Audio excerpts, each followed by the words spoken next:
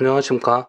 요새 좌파, 우파 뜨겁죠? 근데 정치에 관심 없는 분들은 무엇 때문에 좌파, 우파를 구분하는지 궁금하실 거예요. 그래서 오늘은 좌파와 우파의 차이를 쉽게 설명하는 방송을 준비했습니다. 그리고 저는 우파이기 때문에 우파의 입장에서 좌파를 설명해서 좌파적 사고를 하시는 분들은 많이 불편하실 겁니다. 출처는 신용한 행정학입니다. 그럼 보시죠. 진보주의는 좌파라고 보수주의는 우파라고 하죠. 이제 차이점을 한번 봅시다. 먼저 인간관을 보도록 하겠습니다. 여기서 특히 눈여겨볼 부분은 좌파는 경제적 인간관의 부정이고 우파는 이기적인 경제인을 긍정하는 것입니다. 인간의 이기적인 본성을 어떻게 볼 것인가의 차이죠. 좌파가 사회주의를 포함한 더 큰 개념이지만 설명의 편의상 좌파와 사회주의를 동일시하겠습니다. 사회주의자는 사람은 태어날 때부터 이기적인 것이 아니라 자본주의 사회게임의 법칙이 인간의 본성을 이기적으로 강요하는 것으로 봅니다. 그래서 결국에는 자본주의는 구조적인 모순으로 타락하게 되고 끝내는 붕괴되어 사회주의나 공산주의가 미래에 온다고 봅니다. 인류가 원시시대, 봉건주의, 자본주의 이런 식으로 발전한 다음 단계가 사회주의나 공산주의로 발전한다고 본 거죠. 근데 아이러니한 것은 마르크스는 이러한 단계가 자본주의가 고도로 발전하면 저절로 이루어지는 사회 단계로 보았지만 실제 공산주의가 이루어진 나라는 자본주의가 발전하지 못한 구소련이나 옛 중국에서 이루어졌죠. 이제 가치 판단을 한번 보죠. 좌파의 배분적 정의는 공정한 분배를 말하고 우파의 교환적 정의는 거래의 공정함을 말합니다. 그리고 좌파나 우파 모두 자유평등을 말하지만 좌파가 말하는 자유평등과 우파가 말하는 자유평등의 의미는 다릅니다. 우파가 말하는 자유는 정부로부터의 자유인데 정부가 나를 간섭하지 말아줘. 그리고 평등은 제가 생각하기에 중요한 부분이라 생각해 빨간 글씨로 표현했습니다. 좌파는 결과의 평등, 우파는 기회의 평등 부분인데요. 먼저 우파의 기회의 평등 의미부터 보죠. 우파의 평등은 모든 사람에게 똑같은 기회를 준다. 이런 의미이고 당연한 의미라 굳이 설명할 부분은 없습니다.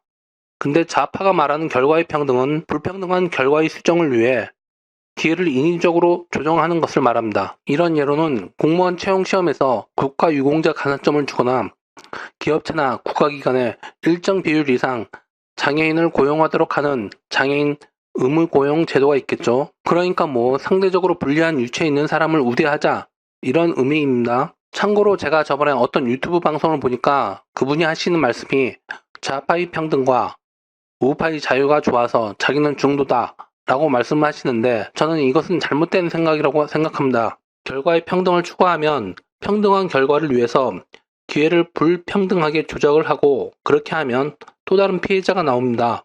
평등을 추구하면 평등이라는 이름으로 자유는 침해받을 수밖에 없습니다. 좌파의 결과의 평등과 우파의 정부로부터의 자유는 같이 갈 수 없습니다. 결과의 평등을 추구하기 위해서는 큰 정부가 필요하고 큰 정부는 필연적으로 국민의 자유를 제한하니까 반비례의 관계입니다. 다음 단계에서도 살펴보겠지만 좌파는 평등을 추구하기 위해서는 큰 정부가 필요하다고 보고 우파는 큰 정부는 개인의 자유를 침해한다고 해서 반대합니다. 참고로 좌파의 평등을 깊게 들어가면 마르크스하고 연결이 되는데 여러분은 평등한 사회가 어떤 의미라고 생각하세요? 평등한 사회가 진정으로 정의롭고 살기 좋은 그런 사회일까요?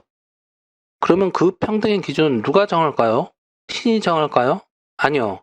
여러분이나 저와 똑같은 사람인 김정은이나 스탈린이 정하겠죠. 그 기준을 정하는 사람은 그 평등에 속할까요? 아니요.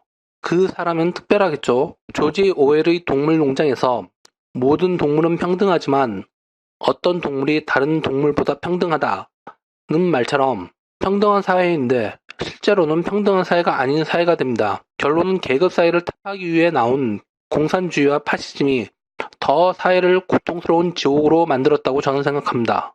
이제 다음 단계인 시장과 정부 관점을 보도록 하겠습니다. 여기서 파란 글씨는 원본에 제가 추가한 부분입니다. 좌파는 시장 실패는 정부에 의해 수정 가능하다고 보고 수정 가능한 힘을 가지기 위해 큰 정부를 선호합니다. 하지만 우파는 정부는 개인 자유를 위협하고 경제 조건을 악화시키는 전제적 횡포의 가능성을 가진 주체로 보고 작은 정부를 선호합니다. 선호 정책을 보겠습니다. 여기서 눈여겨볼 부분은 좌파는 소외 집단을 위한 정책, 정부 규제, 조세 제도를 통한 소득 재분배인데 정부가 이것을 실현하려면 당연히 큰 정부가 필요하죠. 우파는 시장 제한 정책, 조세 감면 또는 완화를 추구하기 때문에 작은 정부를 선호하고요. 이제 마지막 비교를 보겠습니다. 좌파에서는 보편적 복지를 추구하고 우파는 자유방임적, 자본주의, 선택적 복지를 추구합니다.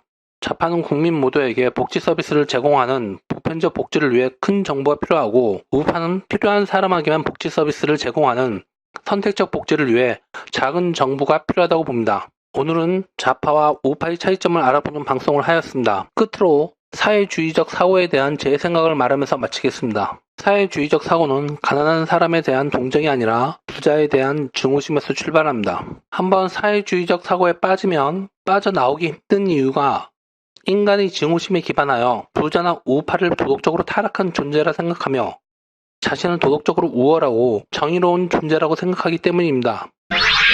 정의의 이름으로 널 용서하지 않겠다!